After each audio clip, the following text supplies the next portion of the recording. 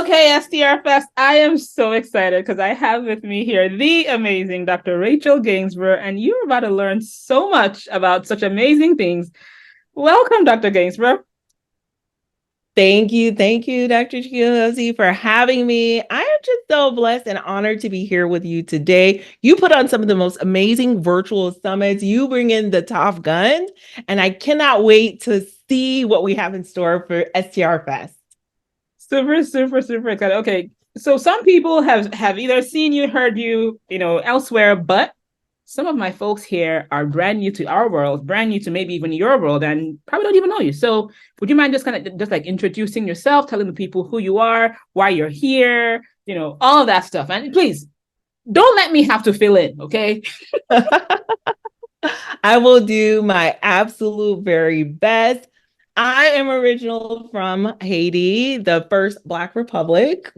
Born there, but raised in Miami and the inner city, worked hard, did all the things, got the good grades, didn't want to take my family's sacrifices in vain. So I got the doctorate. Hooray. My doctorate is in pharmacy, graduated with a great degree, but with a whopping amount of student loans, nearly $500,000 in student loan debt. But my husband and I, we were not going to back down and just take no for an answer. We know that we wanted to change the trajectory of our lives, change our family tree. So we burned the candle at both ends, essentially, worked all the shifts, moonlit everywhere to get rid of that. But you know what?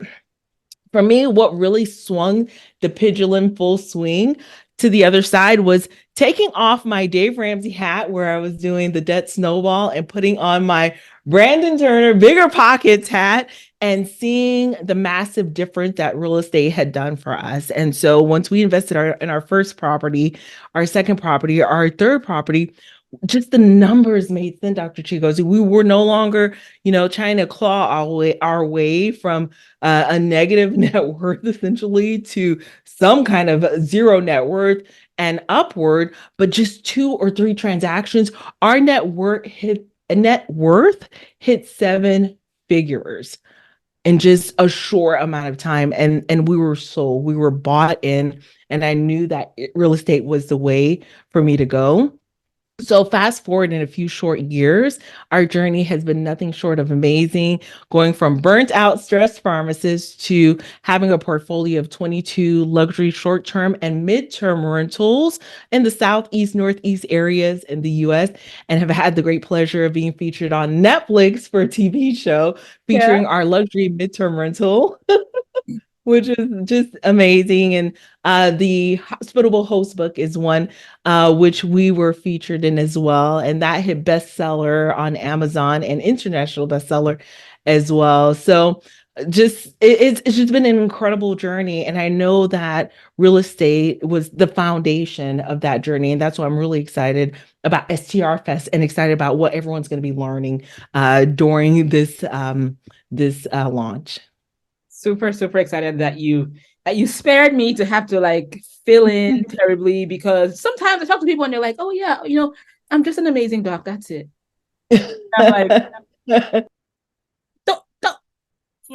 Okay, thank you. Thank you. Okay, so Dr. Rachel right here, I still have, you won't believe this, by the way, and I know this is going basically like off plan, off script, but I still have the notes that I was taking the day that we first had a conversation. Do you know that?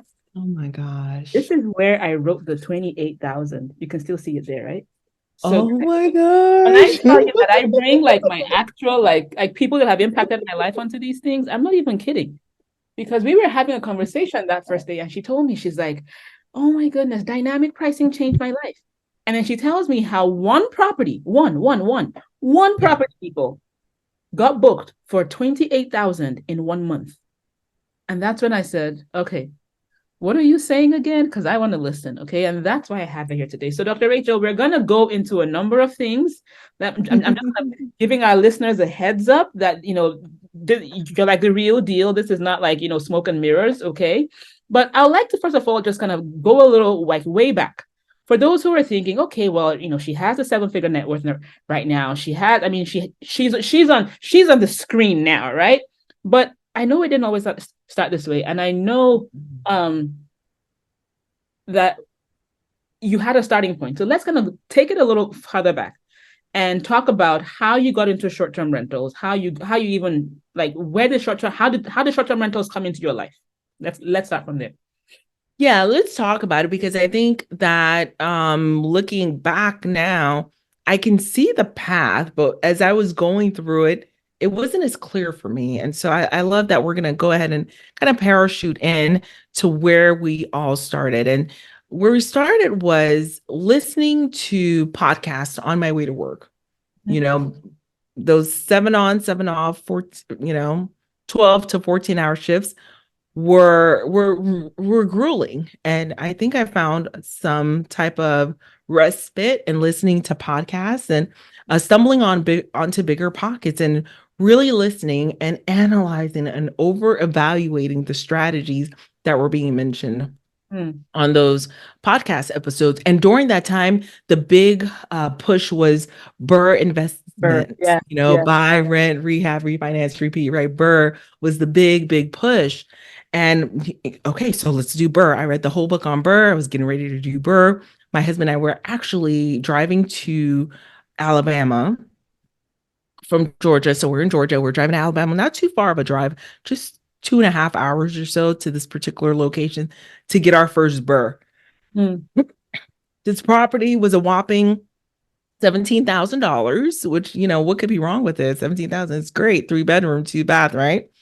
Yeah, obviously it's going to be a winner, right? Well, we get there and this house looks like it was being put together by caulking. Like caulking was dripping from all the edges, and the roof was caving in. And I kept looking at the picture on the phone and looking at the property, looking at the picture, and that glistening, like nothing that I'd seen on the phone really matched reality with what was right there in front of my face. And I should have known the clues were there as I'm driving up into the neighborhood. There are definitely some clues. I'm like, okay, this isn't Kansas anymore. This is like, this is giving me the project vibes of near where I grew up in. All right, but we can make it work. I started telling myself the story. And so I knew immediately, as my husband's getting out of the car to go and knock on the door and I'm summoning him back. Trust that feeling, right? Trust Yeah. that gut feeling. That's your gut telling you, you know what, this is gonna be a lot, right? Neither my husband or I, we have skill sets to renovate anything, right? We can paint, somewhat. We can paint, right? So why would we, with our income, our W-2s that are generating us a good amount of revenue, as well as the work history that we need to purchase a full-on property, why would we do this particular wholesale deal where now I've got another job because I'm going to have to manage contractors, I'm going to manage people, I have to essentially raise the house to the floor and become a developer, right? Is that my best and highest use? And so as I'm driving home, that was the line in the sand that I drew. I said, okay, we can't be a part of the We Buy Ugly Houses crew. I love them. I love them to pieces. There's a lot of people who make a ton of money off of that, right? But that is a full-on job. And if you don't have the teams in place, if you don't have the skill set, if you don't have the infrastructure in place, you're not going to get that quick turnaround, which is what I was looking for. So we decided, you know what? We buy pretty houses. The next week we found a property that was in our neighborhood and we put that under contract. It was on sale for $290,000. And we knew that the value of the home was at least $340,000 because we're intimately familiar with this particular neighborhood. And the previous homeowner had passed away. The property was in escrow. The family was from out of state. They just wanted to get rid of it. We knew that there was value here. And so we launched our short-term rental journey this way because when we ran the numbers, we felt that the luxury, if we can elevate it to luxury stay, elevate it to luxury experience, out of all of the investment strategies, multifamily syndications, wholesaling, fix and flip, we put all of the strategies out on a spreadsheet. And for that season, for that time, the luxury short-term rental investment were the only strategy that was penciling out for us that made sense for the amount of time and energy we were going to spend into that strategy. So good. So good. Okay. So now you get that first one. And would you mind just kind of describing your path to where you were doing now, primarily luxury short-term rentals? Yeah. Yeah, absolutely. So we got the first one, and you know what? I had analyzed the life out of it with all of the exit strategies. So what if it doesn't rent well as a short-term rental? How could I reposition it as a long-term rental? What if it doesn't rent well as a long-term rental? Can I sell it and still make money? And the answer to all of those questions is yes. And so I moved forward with that property. The reason I say that is because I remember that getting that nagging feeling in my gut one night when, as I'm designing the property and we're working long nights and trying to get it together, trying to get it launched, I get this little thing, in my mind, like, what Mm, if it doesn't work? What if? So all of the what ifs come in. I think we named her Bethany. It's that doubting person in your head yeah. that keeps talking. I'm like, okay, shut up, Bethany. But Bethany wants me to be safe, right? Your brain always wants you to be safe, Yeah. right? And that's its job. It doesn't want you taking risks. But I said, but Bethany, I appreciate your concern, but remember we ran through the strategies already. We said it as the long term it will pencil out, and we said we bought it undervalued, and we can definitely sell it and make equity back. So I don't know what you're complaining about, Bethany. We're good. And so moved forward there. And so we decided that we'll go ahead and put it on the short-term rental market. We listed it on Airbnb to start.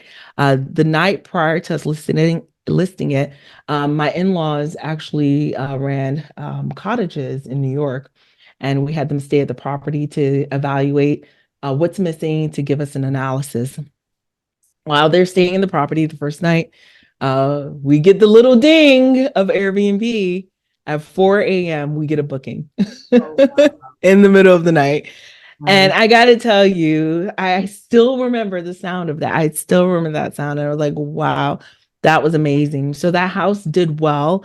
We were all in, I think we spent about $12,000 in renovations, another $12,000 in furnishings. We actually purchased property on from a family who was moving to another location, and that property generated about I want to say $7,500 to $8,000 a month in revenue, and the mortgage was $1,500 a month back then, which is absolutely incredible. So that was the first rental, and we said, okay, why don't we do this again? Imagine if we do this 2 or 3 times, we could replace one of our incomes, and if we do it, double that, we can replace another one of our incomes. So we looked to do it again. And we were able to leverage a property in the same area, but a larger property. And so that's the property, that's the one there that once we listed it on Airbnb, we listed it at minimum for a 30-day stay because it was a different type of property, different type of asset. And we wanted to make sure that the cleaning team was able to sustain and clean it to the specificity that we needed for a larger and a more luxury property. And once we turned on the dynamic pricing tool for that property, that is where I think everything changed for me. So if I could rewind a little bit, so the first property we used like a 401k. We had a 401k sitting around that wasn't doing much. We got that for the down payment. We were able to leverage a local lender that gave us 5% down. We used 5% down for that. The second one, same thing. We had some revenue from the first property and then some leftover revenue in our 401k. We used that as well. And another 5% down from a local lender to purchase that one. The purchase price for the second property was $462,000. So we were in about $20,000 or so to purchase that property. And it needed a little bit of work. All of our properties in this particular market, they have popcorn ceilings. We like to flatten the ceilings to ensure that we can build some equity that way. We any property that's over 300,000, we like to flatten the ceilings. And so we turn on the dynamic pricing tool, and I was thinking to myself, okay, is the first property, which is a 4 bedroom, 3 bath, generating about $7,500, $8,000 a month. This property should generate about $9,500 a month. Dare I think 10,000? There's no way it could generate 10,000 because that number is just completely out of bounds, so to speak. And so my self-limiting beliefs, my my own limitation I was imposing on upon the algorithm, but the algorithm wasn't having it because once I turned on that tool, the price came back at $28,000 for the 30-day stay that the family was inquiring about. And I thought to myself, knowing that this dynamic pricing tool has the ability to make mistakes, you know what? Let me turn this off and retrain it because there's no way that this makes sense. So I've got to train it to, fall in line towards Your the mic. 95. Mm-hmm, mm-hmm. But you know what? It got booked at 28,000. And that's why Dr. Chigozi said she wrote that down, 28,000. And then the next month it got booked for 21,000, then 22, then 15, then 26. So it averages around 21,000 a month. And I was completely floored. So when you see something like that, I remember that night, and I don't think my husband really understood the how impactful that was, but that was a paradigm shift for me. I remember laying in bed that night thinking to myself, you know what? Where else am I playing small? Hmm. Yeah. You know, where else am I playing small? So I lay there and I decided to put on another set of lenses, and I put on a different set of glasses, and I looked around. Then I was looking for deals, like real deals, like profitable deals, like revenue generating, life changing deals. And I want to know who else was doing it. And that's when I met Alex Savio, the respiratory therapist. Alex, he had two properties that generated 49,000 in 1 month. And then so I started to see those deals more clearly. I was like, oh, I can do these deals in the Poconos. I can do so that's when I doubled down, and you only need two. You only need two properties to just be wildly successful to replace your income if they're well positioned. So my whole mantra, my mission is, how do I own and operate the fewest number of properties that generates the highest profitability, right? Because why Thing. not? That's exactly what Bill said that you say. Oh, Because I didn't tell you what he said, right? So, guys, no. I did not tell her that Bill said this, but go listen Hmm. to Bill's interview. Yeah, go ahead. That is hilarious. Yeah. Okay, so I think I've branded myself then, right? If Bill remembers that I say that, that's awesome. Right. Less is more. Less is more. So just determining, I had to determine, where is it? Can I really pull off a fix and flip and not lose my mind in the midst of my 14-hour shifts? Can I really pull off, yelling at contractors? You know, some people, that is their gift, but it's not mine. So if you're gifted, if how to do things around the house, if you know how to manage people at that particular level, that may be your jam, but it just wasn't mine. Mm, So yeah. love it. Okay. That's so good. I mean, if you need to go back and just hit rewind, watch this a couple of times. Rachel just like dropped a couple of just like mindset bombs in what she was Mm. saying that I'm like, you know what? Let me just okay. So but now you have 22 luxury short-term rentals. And Hmm. I know you're also our, midterm rental queen these days, because when people Yeah. see you online on stage or wherever, that's often what you're talking about. Yeah. How do you manage all of this? Yeah, that's a great question. Two words: systems and team. Yeah. Right? So it's building it out on the front end with the right systems. We have an entire playbook, we have our SOPs, and team, and having the right people on the right seat on the right bus is the way we're able to manage it. And so what our team looks like these days is 7 virtual assistants for the most part. And I would say across all the markets, 11 cleaners that help support us. So we have like our front end cleaner and our backup cleaners as well. And of course, with our systems, a lot of automations. So they're a lot of automations that we have in place to ensure that I guess feel as though they're being served. And of course, with the virtual assistants, they help us with customized and very personalized messages for the guests who need a little bit more support. Yeah. Okay. Um, in terms of your virtual assistants, some people will like to know, like, are you hiring them on as full-time employees? Are they contractors? Is it through an agency? How are you finding them? How do you train them? Yeah, yeah. So it is a process. So for my so I have two businesses now. As far as the customer service and concierge and virtual assistants for the real estate business, we actually have hired overseas virtual assistants from the Philippines, primarily Manila. For any virtual assistant that we have hired who are speaking directly to clients, there's only one that's really client facing when it comes to speaking with them directly.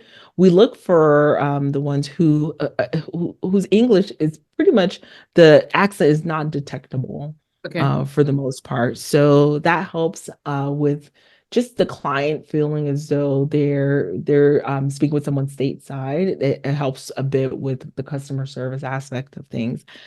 So those virtualists, they've been phenomenal. I will say that the heavy lift is really with the short-term rental side of the business. And the midterm rental, 60% of our portfolio is short-term rental, 40% midterm rentals. Rentals, the heavy lift, we don't have quite as much of a heavy lift as short-term rental with the midterm rentals. So I manage the midterm rentals primarily because the putting out the contract and dealing with the insurance companies is definitely a revenue generating activity. And once I have the guests and the property, they're in there for 6 months, 8 months, 13 months. So not as much of a heavy lift at all. And then virtual assistants will coordinate and make sure the cleaners get out the whole month because that's how we retain and protect the asset is having the cleaners come out monthly because not only do they clean but they spy for me. They're Yeah. spying on the property, make sure that it's being well taken care of because you don't want to you don't want any surprises. So Yeah. our virtual assistants, we found a few good ones on Virtual Staff Finder. There's that's one platform that we've used. The other mechanism is from referrals. Referrals from other short-term rental hosts is another mechanism. And then the third mechanism that we have used, well, you know what? We haven't used this mechanism, but we've heard some good things from others who have used onlinejobs.ph. So that's another platform as well.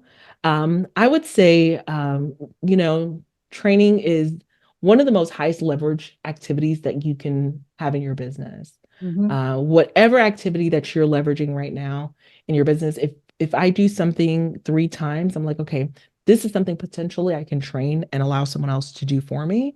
And so I use two technology tools to facilitate and make that happen. And that's a Loom is one and Tango. I like using Tango because it takes screenshots of all the steps that I'm taking to create SOPs for my team. Yeah. Yeah, and so there are a variety of ways. I like to pay my virtual assistants directly. So whether or not I have recruited them from a staffing service or an agency, I've seen it where you're paying the agency like $14 an hour and they're paying out the virtual assistant like $4 an hour, something like that. I think I prefer to pay them myself. And so typically we pay our virtual assistants very, very well. We're trying out a new service on the education side of our business where we have a staffing agency that's training them and I'll keep you guys posted on how that works out. But yeah, for our virtual assistants, they have a variety of roles. One of the biggest roles and one of the biggest KPIs that we measure them on is, of course, the communication rate. So wanting to ensure that the response rate is high and 100% is not hard to do. So that's fully within their wheelhouse. Responding to issues, responding to inquiries, responding to say a request to check in early or request to check out a little bit later. These are all revenue generating requests. I think we identified that quickly that by us not charging for those early check-ins and late checkouts early on, we're leaving like somewhere around $4,000 or $5,000 on the table.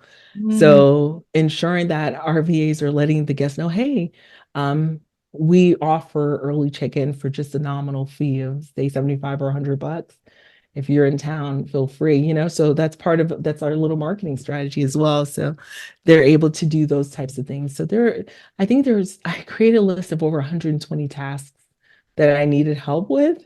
And yeah, and the virtual assistants, they come in and they help us out. We have 24-hour virtual assistant service because we do have a larger portfolio, but we started off with support around, I want to say anywhere around 4 p.m. or 3 p.m. to 11 p.m. is where we started. So if you have one property and you want to know where to start, think about your most busy hours and when you're receiving the most communication, and you can start there. mm, And say a virtual assistant is helping you out 4 or 5 hours a day during the week. That's going to take so much, off of your plate. And if you're not able to offer a 24-hour service, just make it clear on your listing. Let them know, hey, we do have customer service available from during these times of days, and we're happy to get back to any messages at another during those normal business hours. So allowing your guests to know what it is that you have to offer is the difference. You do not need to start off with 24-hour virtual assistants. You don't. There's just not enough work for them. But for ours, there is enough work because we are supporting some other members of our community with their listings as well. So we do have enough work to keep our team busy. that's amazing. Again, if you missed any of that, I mean, listen, I think I say this now almost in every interview now because I always show this little sheet, right? Because you don't know, you gotta have a pen and paper. Okay, whenever Yeah. you're around people like Dr. Rachel, because Oh. invariably they will drop something and you're like, oh yeah, that was good. Oh. Yeah, I made my own notes. So if you don't have a pen and paper, pause this, go get your pen and paper. Amazing, amazing. Okay, so we've kind of brushed on the midterm rental topic a little Yeah. bit. We've hinted at it. Well, not really hinted. Actually, you talked about it with that third property that you booked for that you kept for like 30-day minimums. Let's talk a little bit about midterm rentals, okay? Yeah. Because for you, that's definitely a powerhouse, that a wheelhouse of yours. And I'd like us to spend just a little time just talking a little bit about that. What are midterm rentals? Like, just pretend that you've never met me before and I'm a total brand newbie to real estate, and tell us about just midterm rentals and why anybody listening to this, you know, STR Fest should also be be looking and maybe even considering making midterm rentals a solid part of their portfolio. Love that question. So midterm rentals have become more and more of our bread and butter because of course that first booking that we received for 28,000, that essentially was a midterm rental. What that was is a 30-day stay. So by the standards of the Hospitality Management Association, 28 days plus is considered a midterm rental. And short-term rentals, of course, are 2 night stays, 1 night stay, 3 night stays. But as long as it crosses the threshold of 28 days, that's potentially a midterm rental. And I would say up to about 3 months or 6 months. It depends on who the entity is that is judging that title. That's a midterm rental. Beyond that, what you have is a long-term rental. So midterm rental falls square in the middle of those strategies. And the midterm rental became really, really popular, I would say, during the era where we had a lot of traveling medical professionals going to support a number of communities. So travel nurses, I think, have coined the term midterm rental. So whenever people think of midterm rental, the first thing they think about is travel nurses. Oh, I'm near a hospital. I'm going to be a good midterm rental. And so that is where that I feel like that it's almost synonymous. But what I like to tell my community is travel nurses are the mythical creatures that all of the short-term rental hosts want to serve for midterm rentals until they hear their budget, Until they hear their right? budget. Yes. So true. I'm like, Right. sorry. So, yeah, so that's what I call them, the mythical creatures. And shout out to Daphne, my sister, travel nurse in San Diego. She's like, I'm not renting nothing from you. Bet I get it. So yeah, true story. So ultimately, I stumbled upon this strategy because I realized midterm rentals is not only reserved for travel nurses. There are over 100 other industries that leverage midterm rentals, whether they're expatriates, whether there's government contractors, there's military families that are traveling that need to be on a base. There are people displaced from their home due to a natural disaster, people displaced from their home due to an accidental disaster, the FEMA teams that are coming in to support and to rebuild communities that have been impacted by natural disasters, whether it's political campaigns. So we're in a big political cycle. So you have political employees that are moving to an area for, 3 months, 6 months at a time to help support that particular campaign. And the list goes on and on and on and on. And that's why we launched a midterm rental SmackDown, SCR versus MTR SmackDown back February of last year. It was to showcase, hey, midterm rental is not just for travel nurses. There are people relocated to an area, their home is in under escrow, but it's still not complete, or the construction is incomplete and they need to stay in a place for 30 days or for 60 days. So those are the strategies, and those are the different avatars that we look at for serving for midterm rentals. Now, we in particular have focused squarely on midterm rentals for families and individuals who are displaced from their home due to disaster. And it's just been such an asset for the communities and for the members who are encountering, that significant impact in their lives. Yeah, yeah. So if somebody is thinking about getting started with a midterm rental, can you give like, I don't know, like 3 or 4 maybe like high level tips or things that they need to like it's like if you had somebody saying, "Oh, I'm gonna go start a midterm rental right now," you'd be like, "Okay, hold on. Here are 4 simple things you need to know. Just boom, boom, boom, boom."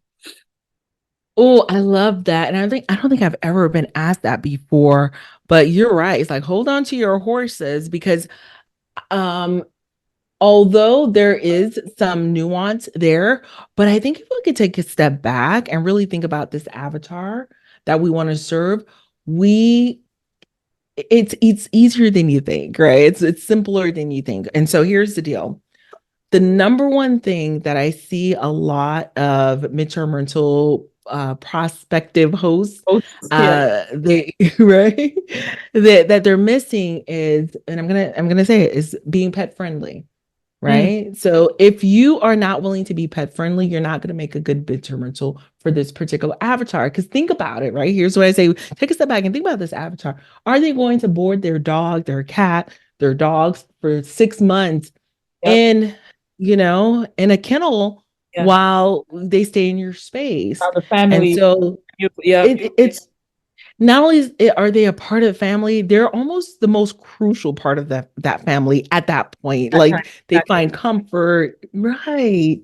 And so, number one, consider being pet friendly. So, whether you're purchasing a property or you're renting a property out for arbitrage, you want to say, do I have an opportunity to make this pet friendly, and figure out how to way to make that happen? Because if that's a deal breaker, if you're not able to execute upon that, then that property is not going to make a good midterm rental. People are staying with you for a longer period of time, so they want to have that flexibility to bring their pets. And we only learned that because we kept getting those inquiries, and we're like, okay, wait a minute, so we need to readjust, right? Yeah. Mm-hmm. Yeah, your audience will let you know what they want. Your people will let you know what they want and what they need. Very important. Number two, I would say if you want to stand out from the crowd and you want to compete, you want to go with a 4 bedroom plus. I'm just gonna spill the tea. That's So in the world, I was just speaking with Sophia, one of our members of our community that just launched earlier this year. She got some massive, amazing midterm rental guests. Can you believe her last guest was in a hotel since January? And they booked with her finally in September. oh wow. From January to September, she had been living in a hotel. To me, that sounds like an absolute nightmare. Nightmare. That's an absolute nightmare. But the insurance will be the first to let you know, yep, this is where we're putting you. So you have the right to say, no, I want to be in a home that is similar to my way of living. That is what they're supposed to do. And this woman, although it's just her, guess what? She lives in a 4 bedroom, 2.5 bath. So there was no reason to just put her in a 1 bedroom hotel when that wasn't her standard of living. So think about that for a second, right? So the individuals in the marketplace, they don't know that, what they have available to them. So number three, I would say number three, know your numbers. Mm. Know your numbers. And the one of the most important numbers to understand is really the rebuild value of the property in question. That is how we price our properties based on the rebuild value. And the consumer does not know this. The consumer does not know this. So oftentimes I've heard, Rachel, my mortgage is 1,500 a month, so I can't stay in your place. I have a 4 bedroom, you have a 4 bedroom. I can't stay in your place. My mortgage is 1,500 a month and you're charging 8 or 9,000. Well, no, it's not based on your mortgage. It's based on your property's rebuild value. So if the potential guest property's rebuild value is $300,000, or say it's $400,000 to make the math easy, 25% of that is their midterm rental allowance to stay in a property. That's $100,000 per claim per year. So $100,000. Mm-hmm. I know this math in my head, but somehow I feel like pulling out my calculator. Pull out your calculator. 100,000 divided by 12. Uh-huh. Mm-hmm. That puts them at about 8,300 a month. 8,300. Mm-hmm. Right. And I divided by mine by 10 because I always think my stuff is better than everyone else. But I So mean, I'm gonna we're learning from we're about to change this up 100. right. So that's Did that's you see that that's math rebuild. shift?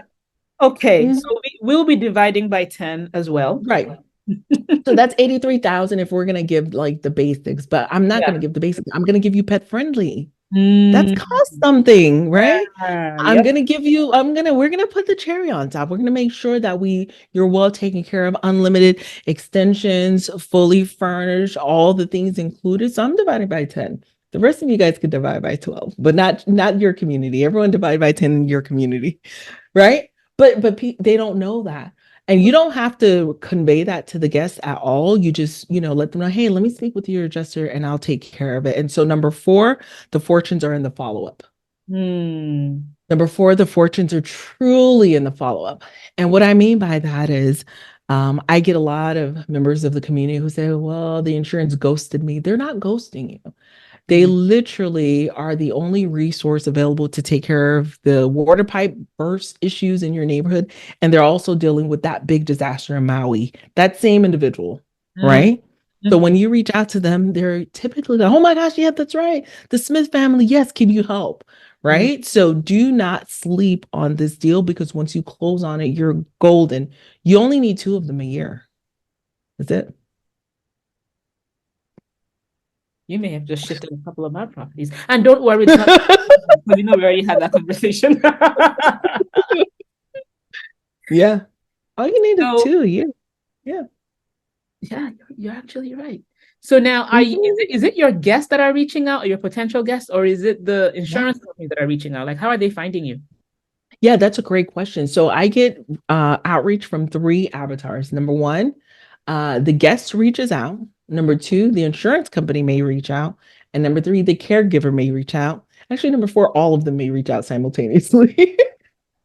And so the guests, they will reach out on typical platforms that a guest would use, like Airbnb. That's why your Airbnb listing, you have to have a listing that's optimized for midterm rentals. Number two, the insurance company reaches out on platforms like Furnish Finder and Corporate Housing by Owner. And the caregiver would reach out on similar platforms like the the guest avatar on Airbnb, Verbo, sometimes Furnish Finder, but typically it's Airbnb and typically it's Verbo. That's so good. That's so good. Okay. Um, so you mentioned something there that I would otherwise say, you know what, let's just, but just because you dropped it there, optimizing your profile for Airbnb to make it, midterm friendly. What Yes. kinds of things would you say there? I would say there are about 3 or 4 things that you can do today to optimize that profile. So what we do is, and of course, Airbnb has an option to duplicate your listing. I know that's going to be really controversial, but we do it. We duplicate our listing. And on our midterm rental listing, the one that we ensure that we can get those inquiries, you want to optimize your calendar.